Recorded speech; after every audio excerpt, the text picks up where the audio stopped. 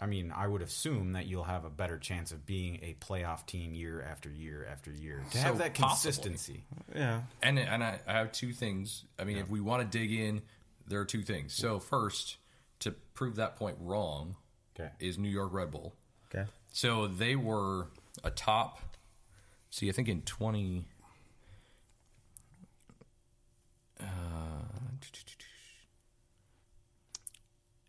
I think it was in 2014. New York Red Bull was in the top 10 spending. And then they dropped way off. Now they've been consistently in the playoffs. So for that 1 year, they weren't in the playoffs, and they spent a bunch of money. But there's a chance that 1 year of high spending kind of helped them build a consistent roster. But now, we look at 2015, they were 20th in the league. 2016, they were 14th. 2017, they were 14th. 2018, they're 20th again. Yeah. Okay. So I think Red Bull kind of proves your 14 they were third. Yeah. So I think they kind of proved that point wrong in the sense that you don't have to consistently spend. If you can nail it down right away and maybe spend a little bit for a couple of years and then kind of drift off, you can keep that train going. Okay. So let's go to the flip side, though. Let's go to Toronto FC, though. Right. Toronto FC has spent a shit ton of money on players. And since 2014, they have been the number one spender every single season. And top that off, they have spent in this particular season, when they did not make the playoffs, they spent $9 million more on their payroll than the next team, which was New York City. They didn't compete for the playoffs. They finished the same points as Minnesota. They actually finished with a loss less than Minnesota. Minnesota beat them. Now, before you beat them down too much, they did have back-to-back MLS Cup appearances in 16 and 17. And I would argue that they were two of the most boring finals I've ever watched. But that's neither here nor there. I'm biased against some of their players. Both against now, just so the listeners who may not know, both of those MLS Cups it was a repeat of Toronto and Seattle. And Seattle, to put it in perspective, were 5th and 7th respectively in payroll. So it was kind of an MLS Cup of that upper tier. Yep, it was for back-to-back years. And so another thing about Toronto is that in 2014 they're the only top tier team. Top 3 team that has not made the playoffs. Every single year they've been in the top 3 spending. So to spin it back out, Tony, where you were going, does the NFL have a salary cap? Yes. NBA, NHL, yes. MLB does. Technically doesn't, but in an indirect way, they do in the sense that they have a luxury tax. If you exceed, I think, off the top of my head, $190 million payroll, you have to pay not just 5%. It's a significant tax, so it's a significant motivation to keep your salary under that number. Even though you don't have to, it's a very significant tax. So does the NBA, though. NBA does the same thing. That way. But, you'll see it in the MLB. Teams who spend a lot of money are usually the teams that are in the top or in the playoffs and winning World Series. Right. It's real easy. It's New York. It's Boston. LA. They're consistently competing. They're always competing. New York is always going to buy whoever they want to buy because they can spend that kind of money. When you go to the NBA, NFL, you have a salary cap. So you have to make sure the guys you're paying fit into your cap. Just like the Vikings with Cousins, they have to make sure he fits in so they can keep the other players around. Yep.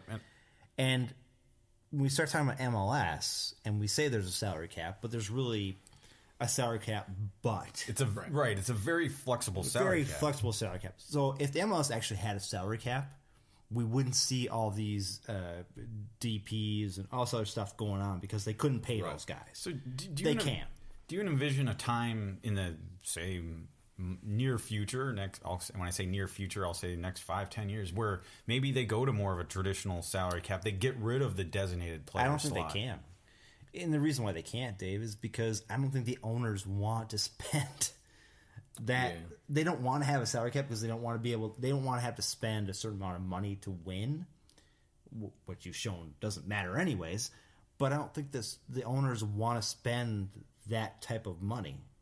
There's a lot of owners in MLS who aren't like. Yeah, I think I see your point. I think it's that situation where if there's a salary cap that's low, like we have it now, and you have those loopholes, it allows teams to not spend too much money. Yeah. If you get rid of those loopholes and increase the salary cap by, say, 15, 20 million, now those owners have to be like, they have to answer to the fans of, well, the salary cap is this much. Why did you spend 60% of your salary? I just think it's so funny. I mean, we've brought it up. But I mean, the salary cap in the MLS it's roughly around 500,000. We don't need the exact amount, but it's roughly around 500,000. Now, like this year, say I think the Loons spent closer to $8 million. Yeah.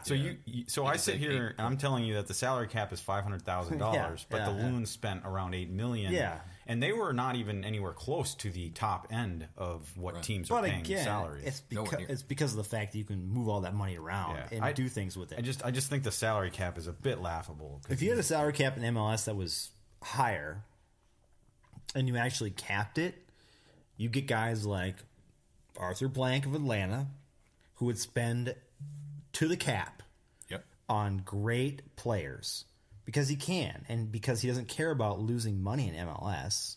He's not going to lose money because he's playing in a great stadium and whatever.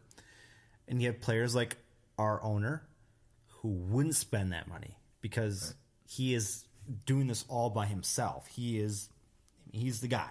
Right. You know? So we're talking about a young league here, guys. And we're talking about, even though it's been around for how many years has MLS been around? About 23, 25 years. Okay.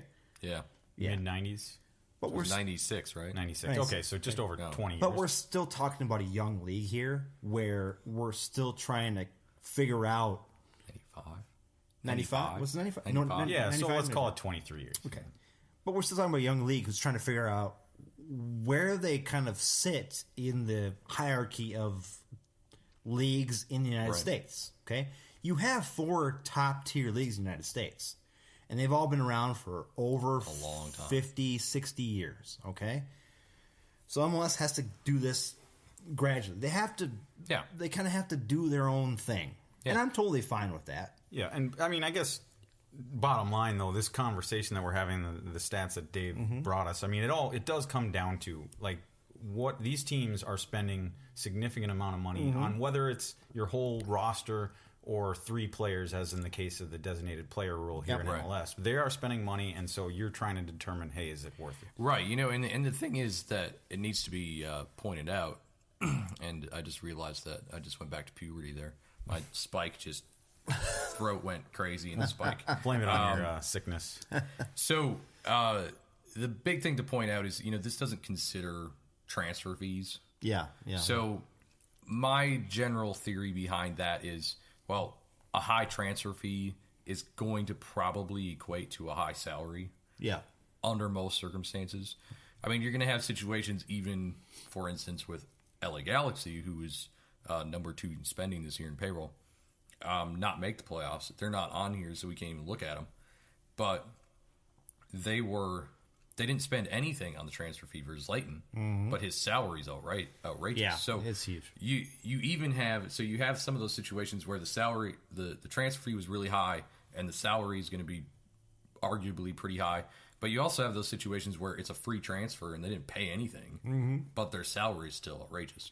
So I think, maybe there's a tiny bit of argument that you spend more on your transfer market, you might see a higher return in the case of, say, Atlanta. But I think for the most part, those are going to get filtered out into the salaries as well. I just don't think that it's a significant argument. And we're in a whole new ballgame here, guys. I mean, you look at the 4 main sports in the United States. We know what salaries are. We know when there's a trade made and what the salaries do to those trades and everything like that. When it comes to MLS, we're kind of on the European international system where and then we've got, DPs and TA, all that stuff. I mean, this is a very complicated system. Oh, yeah, they made it terribly complicated. You know, I mean, it's very complicated. That's a good point. So, I mean, like, let's say I'm the general manager next year. I can't just go out and throw money at this team and say it's going to be good. No, and maybe the designated player specifically, maybe that makes it more complicated. You have 3 spots. You have 3 shots to bring in. Yeah, you can spend whatever you want, you know, to a point, but you can spend big money, but only on 3 spots. So I guess the point is you better be hitting those darts correctly.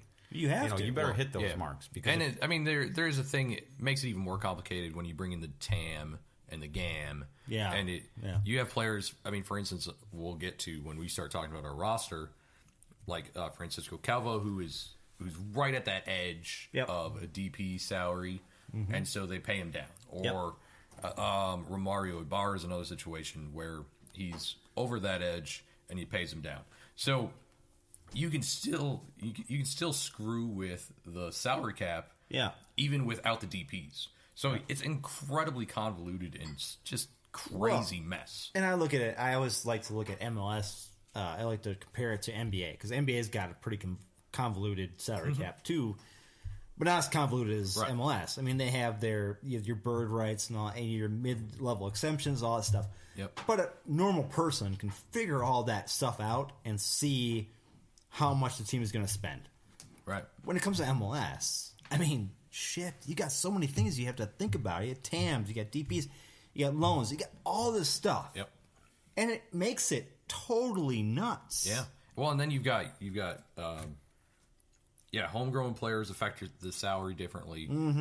You've got Generation Adidas, which affects the salary differently. Exactly right. You've got your international players you have to consider. I mean, the roster rules in Major League Soccer. Now, obviously, other leagues have international rules too, but they don't have the homegrown stuff. They don't have. Well, I take that back. Some leagues do have some homegrown stuff. I did it for our supplemental episode when we talked about the big Christian Ramirez trade. Yeah. I actually went onto the MLS website and printed out because we won't go into detail, but I was really getting curious about like 30 pages. What is general allocation money that we're getting? What is targeted allocation money? You know, what are some of the salary cap rules? And so I printed out that document, and it was like 40 pages long.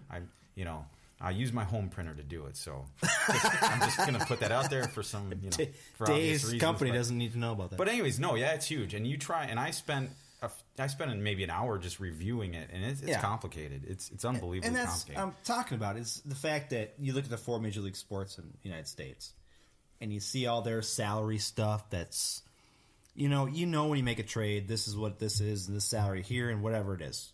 NBA is a little complicated. I was talking to Sterling about this. NBA is a little complicated because you got the designated player, or you got the bird rights, you got whatever.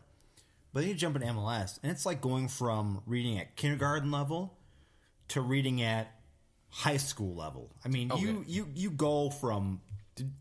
I mean, it's crazy. Well, it's more like a master's degree in fairyland. Yeah, Did you mention bird law? The bird laws, yeah. Okay. The bird contract stuff. Okay. In the NBA. Oh, okay. Which is, I won't get into it, but it means that you can keep a guy for more than his salary is in the NBA if he's on your team for a certain amount of years and blah, blah. But it's complicated, but you can understand it. Right. MLS, I understand what they're doing. They're trying to make it European. Kind of doing the same thing as Europe does a little bit. Bring it to the MLS, make it because MLS couldn't be a great league if they just made it like any other leagues in the United States, right? Because we wouldn't get the players we would get. I mean, nobody would come here. They'd be like, "You want to give me a salary of $300,000? Well, screw you! I can go to Europe and make millions of dollars." Yeah. But still, we're not going to get the big guys. But at least we're getting guys like Darwin. Right. The guys in Atlanta. I mean, come on. Yeah. Oh, I'm a little disappointed you didn't get that Always Sunny in Philadelphia reference to bird law. You must not watch Dude, I the don't show. watch that show very much. That's a shame. Anyways. I'm sorry. I don't. I'm sure somebody listening to this podcast will know what I mean when I clarified your use of bird law. But anyways, we can move on. Sorry. So, yes. My conclusions. I tried to do this analogy. I was thinking it was 2 episodes ago. Maybe it was at Alloy, where I said we give John some money and go to a liquor store to buy whiskey. Oh, it was an Omni. It was an Omni Yeah, last